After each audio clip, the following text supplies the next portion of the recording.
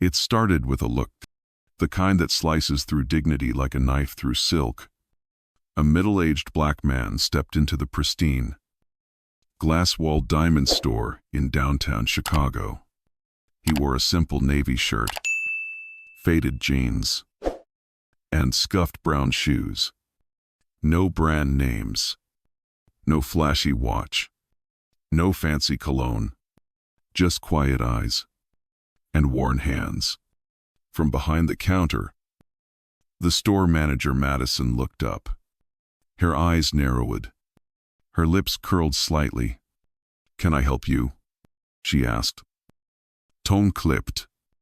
Already scanning the man like he didn't belong, he smiled politely. "I'm looking for a wedding ring. For my niece." She gave a tight smile. "I see. Unfortunately, we're a luxury boutique.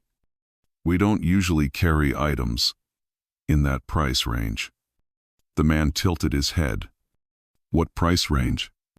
Madison's eyes dropped to his shoes, then flicked back up. "The kind that starts at $4,000. But we do have catalogs you can look at online." A white man in a tailored suit walked in behind him. Madison's entire face changed. She stepped forward with warmth, her voice smooth as silk. "Welcome back, Mr. Davis. The new diamond line just came in this morning. Let me show you our private selection." The black man stood there, invisible. He didn't argue, didn't make a scene, just turned and walked out. But 7 minutes later, that same store would fall into stunned silence, because the man they dismissed as a nobody was actually the founder and CEO of Carter & Co. And this was his store. His name was Raymond Carter, founder, veteran, self-made millionaire. Before diamonds ever sparkled under the Carter & Co. name, Raymond had been just another kid from South Side Chicago, raised by a single mother, working nights at a gas station while studying accounting during the day. He served in the military, built discipline, character, and patience. When he returned, he had one goal: build something that lasted, something with meaning. He started with one tiny booth inside a flea market. Just a few silver chains and cubic zirconia rings. But he spoke to every customer like they mattered. Because to Raymond, they did. Over the next 22 years, Carter Co. became a national name known for high-end engagement rings and one core belief: every soul shines. His story was on Forbes, in Time, even on late-night television. But success had its cost. Raymond wasn't in every store anymore. He couldn't see everything, so he relied on reports, emails, metrics, and lately, those reports had raised a red flag. Complaints from minority customers, online reviews describing rude staff, anonymous emails from employees describing management that judged customers by their clothes, their skin, or how they spoke. Raymond couldn't ignore it. He called his executive team. They dismissed it. Some people are too sensitive these days. One VP shrugged. Another joked. They probably just couldn't afford anything and wanted attention. But Raymond didn't laugh. He knew that behind every stereotype, every bad experience, was a moment that damaged someone. So he packed a plain duffel bag, swapped his tailored suits for worn denim, removed his watch, and walked into his own store unrecognized, not as the man on the magazine cover, but as the man behind the mission. The bell above the door chimed softly as Raymond stepped into the showroom. Polished marble floors, crystal clear glass displays, rows of shimmering diamond rings lit like they were floating in heaven. But the air, The air was cold. Not from the air conditioning. From the looks. Madison spotted him almost immediately. She was tall. Sleek. Blonde, dressed in all black with heels that clicked sharply across the floor. She looked like she'd stepped out of a fashion magazine and straight into judgment. "Excuse me," Raymond said, approaching gently. "I was wondering if I could look at engagement rings. Something classic." Madison didn't move. Didn't smile. She glanced down at his shirt. Then his shoes. Then back up with raised brows. "We don't display low-end stock on the floor," she said. "Ton flat.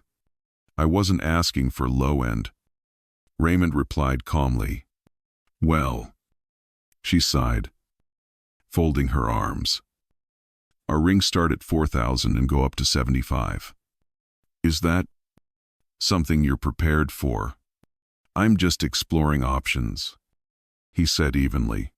She gave a half smirk. "Sir, I don't mean to be rude, but our clientele is very specific. Maybe try online. There's a clearance section." Behind her, a younger employee, Jordan, watched the exchange. His hands fidgeted nervously at his sides. He stepped forward. "I could show him the standard catalog." Madison cut him off instantly. "Jordan, take the inventory box to the back." "Now." The young man hesitated, then nodded, eyes low, and slipped away. Raymond stood there for a second, then gave a small nod. "I see," he said quietly. "Thank you for your time." And just like that, he turned and walked toward the waiting area, leaving behind a showroom that didn't know it had just failed its most important customer. Raymond sat quietly in the corner of the showroom's waiting area. He didn't speak. He didn't move much. But he watched. Everything. From the way Madison's smile flipped on the moment a customer in designer clothes walked in, to how it faded when a young couple in construction uniforms stepped through the door. They were barely greeted, left to wander. Eventually, they walked out, empty-handed, without ever being asked if they needed help. Raymond pulled out his phone. He wasn't texting. He was recording video and audio. Not because he was angry, because he needed truth. Documented. Verified. He watched another customer walk in, Latina, mid-30s, carrying a toddler. She looked around hesitantly, then approached the counter. Madison barely looked up. "We don't have public restrooms," she snapped before the woman could even speak. The woman blinked, confused. "I was actually looking for a gift for my husband's promotion." There was no apology, no welcome, just a cold nod and a turn back. Raymond wrote it all down. The times, the faces, the words. He looked around the showroom. Behind the sparkle and marble, something felt rotten. He caught a snippet of laughter from the back. Two staffers near the employee break room were joking. "Man, I swear, they only show up in here when it's raining or they need to feel rich for 5 minutes. They think putting on clean jeans makes them customers." Raymond's jaw tightened slightly, but he said nothing. Instead, he hit record on his phone again and leaned back. He wasn't there to confront. Not yet. He was there to listen, to learn, to understand just how far his company had drifted from the values it was built on. The clock on the showroom wall read 3:47 p.m. Raymond had been sitting in silence for nearly 40 minutes when the next incident happened. The glass doors opened again. This time, it was a couple, black, mid-40s, well-dressed but modest. The man wore slacks, and a tucked-in polo. The woman, a simple navy dress and low heels. They looked excited, hopeful, maybe celebrating something. "Good afternoon." The man smiled. "We're looking for a 20th anniversary gift. Something timeless." Madison was at the front again. Her lips flattened. "Do you have an appointment?" she asked curtly. "Oh, who?" "No. We didn't know we needed one." Madison tilted her head. "Our private consultations are reserved for existing clientele. We saw your ad online." The woman offered. It said walk-ins welcome. Madison's eyes flicked over their clothes. She gave a tight smile. "We've been experiencing a lot of thefts recently. I'll need to hold a card before I can show you any pieces." The couple froze. "I beg your pardon?" the husband asked, confused. "It's just policy." Madison snapped. "High-value items. We can't take chances." Raymond clenched his jaw. The woman's voice was barely above a whisper. "So, you think we came here to steal?" Madison said nothing, but the silence screamed. The couple looked around, realizing others had been welcomed without question. They exchanged a look. Humiliated.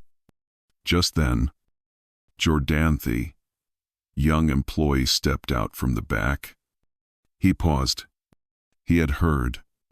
His eyes flicked to Raymond, then back to Madison. "Is there a problem here?" Jordan asked. Madison turned sharply. "Handle the stockroom." "Jordan." "Now." Jordan didn't move. "Actually," he said quietly, "I think Mr. and Mrs. Benton deserve to be treated like customers. Like anyone else." The silence that followed was heavy. Madison's eyes burned with fury. "You can go home early today," she said coldly. "I'll finish the shift." Jordan stood still, but Raymond could see his hands trembling. The couple slowly turned away. Raymond stood up for the first time. He didn't say a word, but his eyes were locked on Madison. Something inside him had shifted. The line had just been crossed. Raymond didn't sit back down. Instead, he walked slow, deliberate steps toward the center display. The diamonds behind the glass sparkled under the soft lighting, but the air in the room was tense. Madison turned from the register, surprised to see him standing there again. "Can I help you?" she asked. Voice clipped. Raymond didn't answer right away. He was looking at the rings, but his voice, when it came, too, was quiet and clear. "Who decides what a customer looks like?" Madison blinked. "Excuse me." Raymond looked at her now. Fully. "I'm asking, who decides who's worth serving? And who gets ignored?"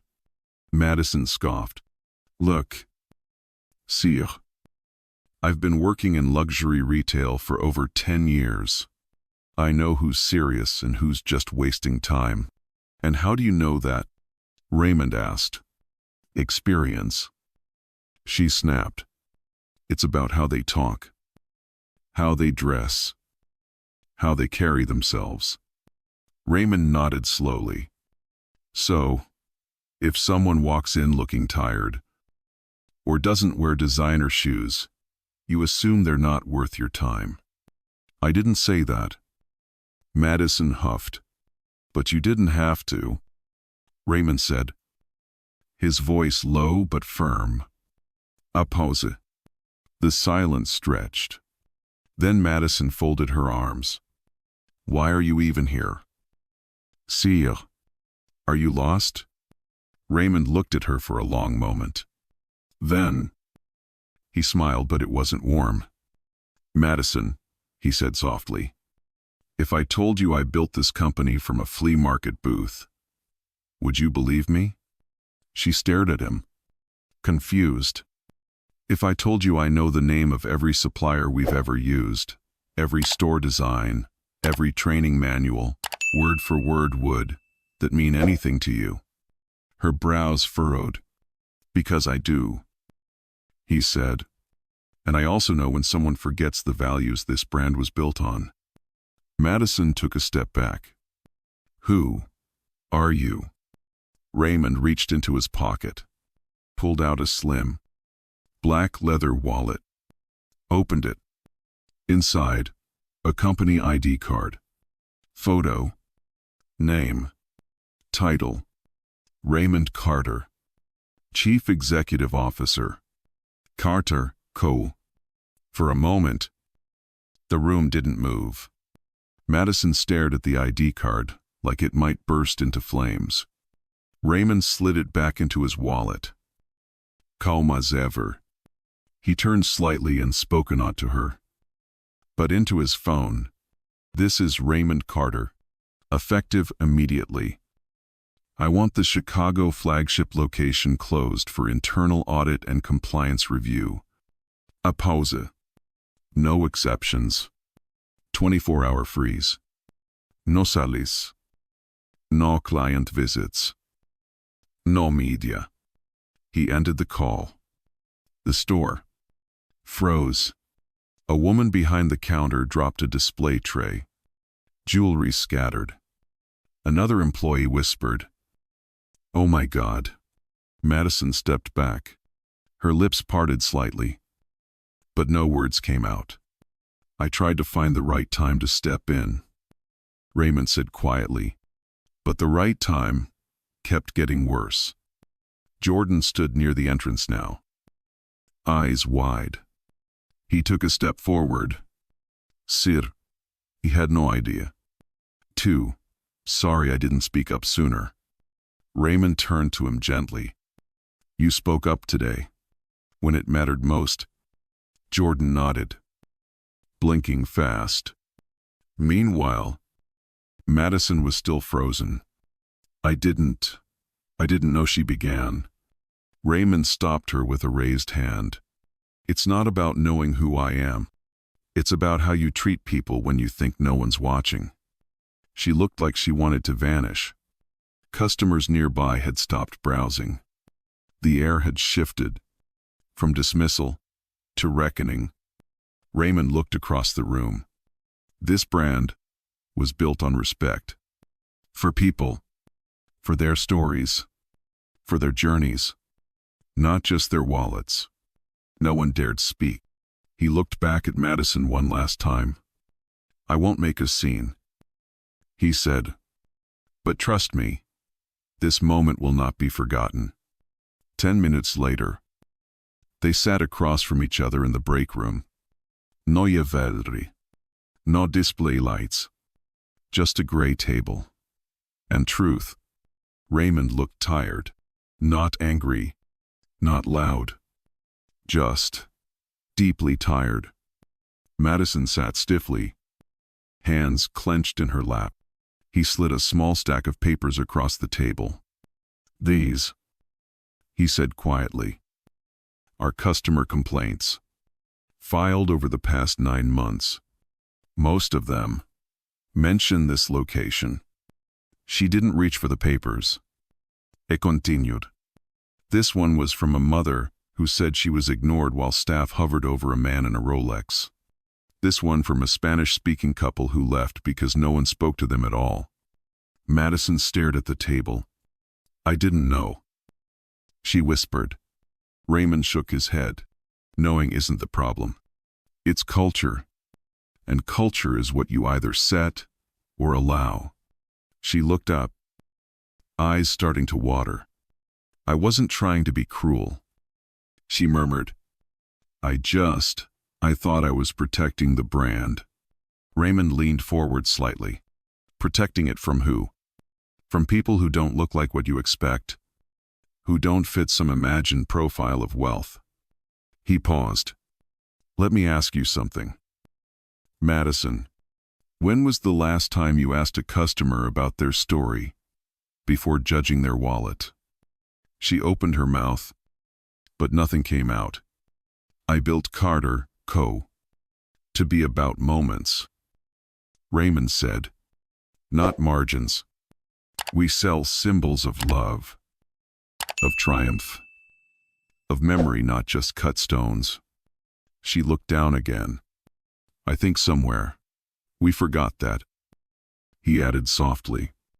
And I'm not just talking about you. Madison wiped at her eyes. I don't expect you to fix everything overnight. Raymond finished. But you had a chance to lead with empathy. And today, you didn't. A long pause. Then, you're suspended effective immediately. Pending HR review. Madison nodded slowly. I understand. By the next morning, a corporate email had gone out to every Carter & Co. employee nationwide. Subject line: Refocus. A message from the founder. In it, Raymond laid out the truth. He didn't name names. He didn't shame departments. But he told the story of what he saw, of how it felt to be dismissed, disrespected, unseen. He ended it with a single line. We don't just sell diamonds. We sell dignity. That same week, internal HR launched a full investigation at the Chicago flagship. Customer complaints were re-reviewed. Security camera footage was pulled. Audio recordings Raymond had collected were submitted along with timestamps, context, and supporting evidence. Madison was officially suspended pending final HR decision. But the story didn't stop with her. At headquarters, Raymond gathered his leadership team. He spoke with calm clarity. We've spent years perfecting how we cut stones. Now, it's time we shape the culture just as carefully. He announced several immediate reforms.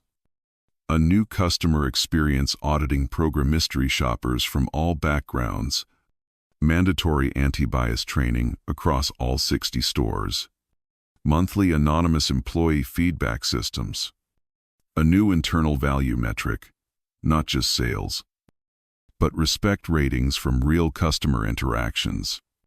We won't build a company where people only feel welcome if they look a certain way. Raymond said, that's not excellence. That's a disguise. The message echoed through boardrooms, back offices, and break rooms. Meanwhile, at the Chicago store, the temporary shutdown was lifted after 48 hours. A new interim manager was brought in. Jordanthi, young employee who had spoken up, was assigned a mentor from HQ and placed in the leadership development program. When asked if he ever imagined this happening, Jordan had simply said, I just knew. Someone had to say something. Raymond returned quietly a week later. He didn't go to the center of the store. He stood near the entrance, watched the team greet every person with the same smile, listened as they offered water, opened cases, and spoke with warmth. He didn't need a badge to prove who he was. His presence was already felt. In the shift, in the silence, in the new tone of the room. Not every hero wears a title. Jordan didn't ask to be seen. He just knew, in the moment, that silence wasn't an option. At a quiet ceremony at company headquarters 2 weeks later, he received the first ever Integrity in Action Award. Raymond shook his hand, then hugged him. Courage, Raymond said, is doing the right thing before you know how it will turn out. Jordan smiled through tears. He'd never spoken in front of more than 3 people before. Now, 100 eyes watched him as he stepped to the mic. I didn't speak up because I wanted recognition, he said, voice steady. I spoke up because I saw something wrong, and silence would have meant I agreed. The room applauded, not just for his words but for what they stood for. Elsewhere, another quiet reunion took place. Mr. and Mrs. Benton, the couple humiliated during their anniversary visit, were invited back to the Chicago store. This time, the welcome was warm. Jordan greeted them personally, offered them drinks, listened. Then, Raymond appeared dressed not in denim, but in a crisp black suit. He extended his hand. "Mr. and Mrs. Benton," he said. "I'm sorry." They looked surprised. Raymond continued. "No one should ever have to feel like they're being measured before they're met." He opened a small velvet box. Inside, a platinum ring etched with 2 words. 20 years. "This is on us," he said. "A symbol, not of the moment that failed you, but of the one we hope to make right." Mrs. Benton pressed a hand to her chest. Mr.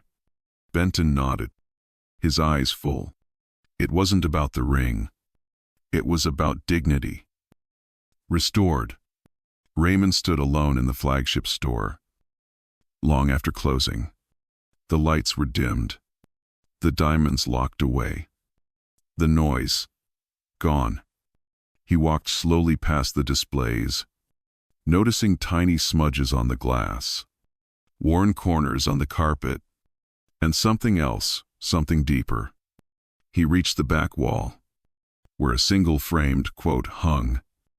"Every soul shines." He paused there, hand resting against the frame. It wasn't just a slogan. It was a promise, a belief that had once shaped every hiring decision, every handshake, every welcome. And somehow, it had been forgotten. Not everywhere, not by everyone, but enough. Raymond turned and looked back toward the entrance. Then he spoke soft, but certain. Dignity isn't a luxury. It was never about suits or watches or titles. It was about human worth, and how easily we forget it when no one is watching. He slipped out of the store without fanfare. No cameras, no press, just a man who had once been mistaken for nothing and had never forgotten what that felt like. Sometimes, the most powerful thing you can do is simply watch, not to judge, but to understand. Raymond Carter didn't walk in that store to buy a ring. He walked in to see if the company still remembered who it was. And maybe that's a question we all need to ask. In our lives, in our work, in how we treat each other when no one's keeping score. If this story moved you, if it made you think twice about how we see others, don't scroll past. Subscribe to Undercover Story for more powerful, true-to-life narratives that challenge how we look at the world. And if you believe respect should be the baseline, not a bonus, hit that like button and share this story with someone who needs to hear it. Because sometimes, it's not about being seen. It's about seeing right.